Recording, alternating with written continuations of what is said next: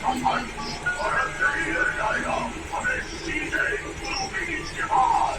और उस गुरु बीज के जैसे जो सच को अनाचन के तुमको उस से खाएंगे नहीं।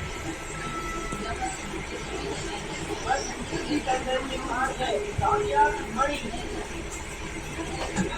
तो कोई भी मणि तो नहीं, क्योंकि कामयाब मणि की सुरक्षा कर रहा है माया चक्र। हमें संगम को पार करने के लिए उसके पास माया मोहर है।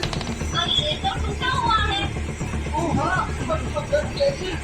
सामने देखो, मेरी जायदाद सवाल का जवाब, मारे माया मोहर का टुकड़ा, जो कुछ ही पलों में मिलेगा मुझे कमियत बनी और उसमें छिपा गुरु बीच पर तुम्हारा साया भी नहीं पड़ने देगा ये गजब का। और उसके साथ देगा ढोलक गुलाब भी।